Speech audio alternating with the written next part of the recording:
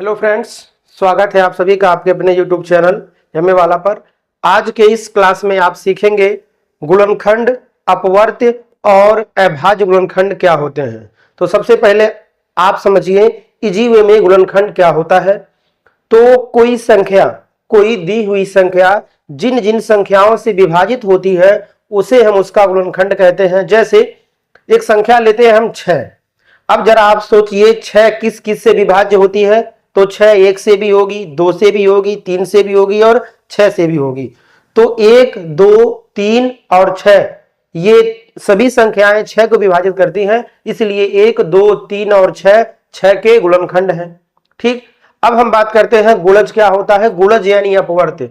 तो कोई संख्या जो है जिन जिन संख्याओं को विभाजित कर देती है तो वो सभी संख्याएं कहलाती हैं उसके गुणज या अपवर्त्य। जैसे संख्या 5 है तो 5 जिन जिन संख्याओं को विभाजित कर देगा वो सारी संख्याएं कहलाएंगी 5 की गुणज या अपवर्त्य, या उसको हम कहते हैं पहाड़ा। जैसे 5 जो है 5 को, 10 को, 15, 20, 25, 30, 35, 40, 45, 50, 55 इन सारी संख्याओं को डिवाइड करेगा, इसलिए सभी संख्याएं 5, 10, 15, 20, 25, 30, 35, 45, ठीक है, 50, 55, 60 ये सभी संख्याएं 5 के गुणज हैं। अब यहीं पे हम बात कर लेते हैं अभाज्य गुणनखंड क्या होते हैं। तो किसी संख्या के गुणनखंड यदि अभाज्य हैं तो उसे अभाज्य गुणनखंड कहते हैं। किसी संख्या के गुणनखंड यदि अभाज्य हैं तो उस संख्या को हम उसका अभाज्य गुणनखंड कहते हैं। आइए इसको एक एक करके बहुत ही बढ़िया ढंग से सीखा जाए। तो सबसे पहले अपवर्त्य हम ले लेते हैं। अपवर्त्य क्या होता है? अपवर्त्य को हम कहते हैं मल्टीपल। अपवर्त्य को हम क्या कहते हैं? इंग्लिश में मल्टीपल कहते हैं। तो आइए एक एक करके समझिए अपवर्त्य को हम क्या कहते हैं। मल्टीपल किसी दी हुई संख्या से किसी दी हुई संख्या से विभाजित होने वाली किसी दी हुई संख्या से विभाजित होने वाली सभी संख्याएं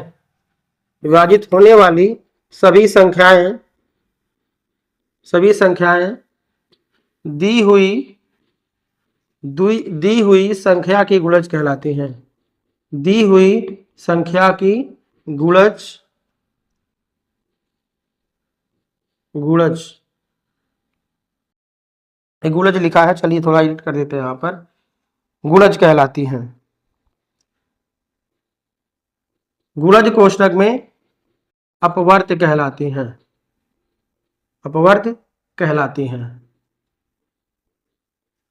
गुणज या अपवर्त्य कहलाती हैं। ठीक है, क्या लिखे हमने कि किसी दी हुई संख्या से विभाजित होने वाली संख्याएं दी हुई संख्या की गुणज कहलाती हैं। ठीक है, जैसे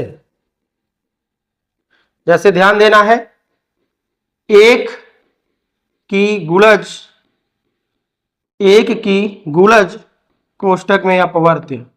गुणज को ही अपवर्त्य कहते हैं। इसका एक और नाम है पहाड़ा। 1 की गुणज संख्याएं बराबर कौन कौन सी होंगी? इसी प्रकार 2 की, 3 की और 4 की। तो एक एक करके जरा देखा जाए कौन कौन सी संख्याएं होंगी। ऐसे इसका भी और ऐसे यहाँ पर इसका भी। तो आइए देख लेते हैं कौन कौन सी क्या होगी। तो 1 की गुणज या अपवर्त्य संख्याएं कौन होंगी? तो वे सभी संख्याएं जो 1 से कट जाए, तो सभी प्राकृतिक संख्याएं क्या होंगी? 1 से कट जाएंगी ना, तो सभी प्राकृतिक संख्याएं क्या होंगी? ये 1 की क्या होंगी? गुणज होंगी। तो जो संख्या 1 से कट जाती है वो सभी संख्याएं क्या होंगी? 1 की गुणज होंगी।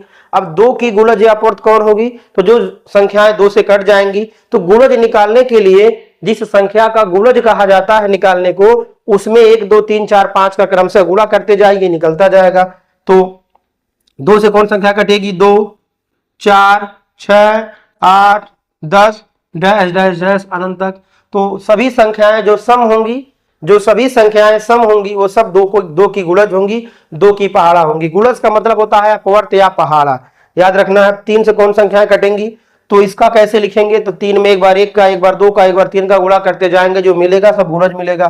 तो 3, 6, 9, 12, 15 ऐसे आप डैश करते जाइए अनंत तक। और आपको ध्यान देना है, जिस संख्या का गुणज पूछा जाता है उसी संख्या को उसमें जोड़ते चले जाइए। जैसे पहला स्वयं होगा फिर दूसरा वाला उसमें जोड़िए, वही संख्या 3 जोड़िए, फिर 3 जोड़िए, ऐसे निकलता चला जाएगा। या तो जोड़ते जोड़ते जाइए, अदरवाइज 1 2 3 का क्रम से गुणा करते जाइए। और 4 का गुणज क्या होगा, तो 4 होगा, उसके बाद 8 होगा, उसके बाद 12 होगा, 16 होगा, ऐसे आप डैश डैश करते जाइए। तो 4 का पहाड़ा पढ़िए 4 का गुणज, 3 का पहाड़ा 3 का गुणज, 2 का पहाड़ा 2 का गुणज। इस प्रकार किसी संख्या का पहाड़ा ही उसका गुणज या अपवर्त होता है, ठीक है। और किसी संख्या का जो अपवर्त गुणज या पहाड़ा होता है उस दी हुई संख्या से विभाजित होता है। तो शायद आपने इसको समझ लिया, ठीक है। अब हम बढ़ते हैं अगले टॉपिक की ओर। अब आपका है गुणनखंड, ठीक है। गुणनखंड, ये गुणनखंड क्या होता है, इसको इंग्लिश में कहते हैं फैक्टर। तो कोई संख्या जिन जिन संख्याओं से विभाजित होता है वे संख्याएं उसके गुणनखंड कहलाते हैं। यहां एक बार हम लिख देते हैं कि दी हुई संख्या,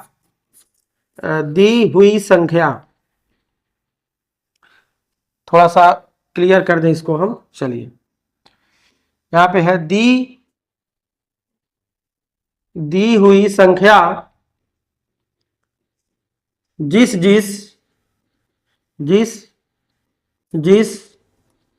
संख्याओं से या जिस संख्या से विभाजित होती है, जिस संख्या से विभाजित होती है, जिस संख्या से विभाजित होती है, उन संख्याओं को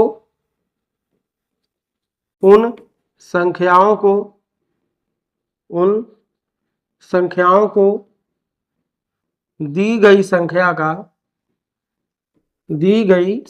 का गुणनखंड या अपवर्तक कहते हैं। गुणनखंड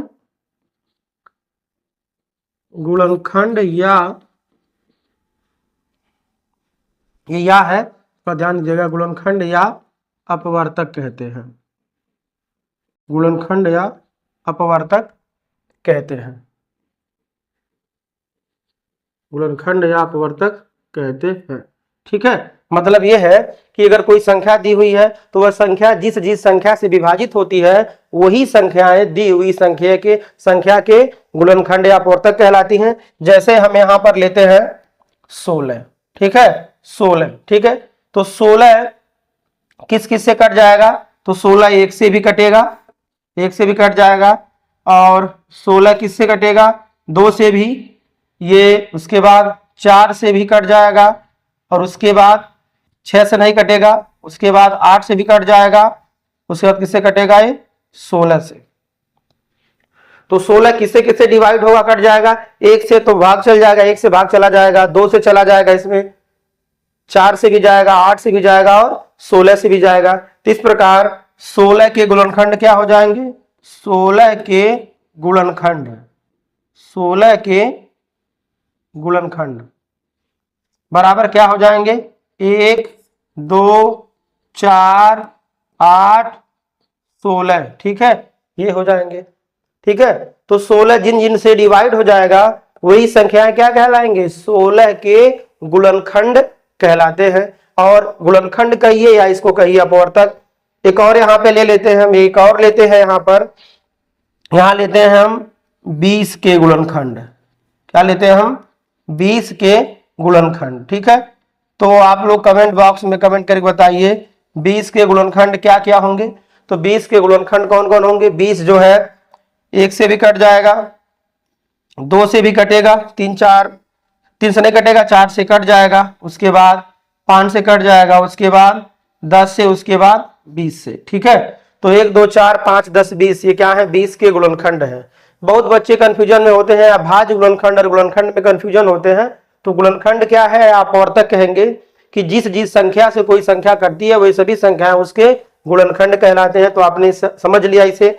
अब हम बात करते हैं, इसी में बात कर लेते हैं अभाज्य गुणनखंड। और यदि किसी संख्या के गुणनखंड यदि अभाज्य है तो उसको क्या बोलेंगे, अभाज्य गुणनखंड कहेंगे। जैसे इसी पे हम लेते हैं 20, तो 20 के गुणनखंड में कौन कौन सी संख्याएं अभाज्य हैं, 2 और 5 है ना, तो वही मिलेगा। तो आइए देख लेते हैं हम बगल से ही अभाज्य गुणनखंड क्या होता है। तो यहां पे इसका डिफिनीशन क्या होगा, किसी संख्या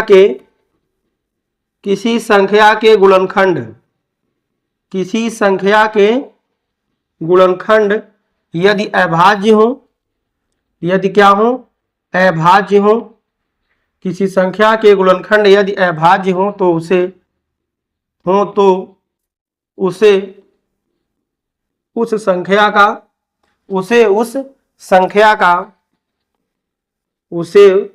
संख्या का अभाज्य गुणनखंड कहते हैं। उसे उस संख्या का अभाज्य गुणनखंड कहते हैं। अभाज्य गुणनखंड कहते हैं। ठीक है, तो ये आपको सभी को आना चाहिए। क्यों? क्योंकि ये सब क्लास 9th में भी है, 10th में भी है। ठीक है, और छोटे क्लासों में भी है। तो आइए एक एक करके समझते हैं। जैसे यहां पर हम बात कर लेते हैं दो का अभाज्य गुणनखंड क्या होगा? 2 का अभाज्य गुणनखंड, 2 का अभाज्य गुणनखंड क्या होगा? केवल 2 होगा। 3 का केवल क्या होगा? 3 होगा। वहीं पर हम 4 की बात करें तो 4 का क्या होगा? 2 गुणे 2 होगा। इसमें हम गुणा करके लिख लेते हैं। तो 4 के गुणनखंड कौन, अभाज्य गुणनखंड कौन होंगे? 2 और 2 होंगे, अर्थात 2 गुणे 2 होगा। 5 का क्या होगा? 5 का क्या होगा? केवल 5 होगा। वहीं पर हम 6 की बात करें तो 6 का क्या होगा? 2 गुणे 3 होगा। ठीक है, तो 6 के गुणनखंड अभाज्य गुणनखंड 2 और 3 होगा, अर्थात 2 गुणे 3 होगा। यहीं पे हम बात कर लेते हैं 7 का, तो 7 ही हो जाएगा। 7 वाले का 7 ही हो जाएगा। 8 के अभाज्य गुणनखंड, 8 के अभाज्य गुणनखंड तो आप समझ ही गए होंगे कितना होगा? 2। अब 8 जो है किस अभाज्य संख्याओं से कटेगा? तो केवल 2 से कटेगा, वो भी 3 बार में। तो 2 गुणे 2 कर दीजिए। 9 का क्या होगा? 9 वाले का क्या होगा? तो 3 गुणे 3, 3 और 3 2 बार 3 से कटेगा ये। उसके बाद यही 10 की हम बात कर लेते हैं तो 10 का क्या होगा? ये 2 और 5 दोनों से कटेगा। तो इस प्रकार ऐसे है।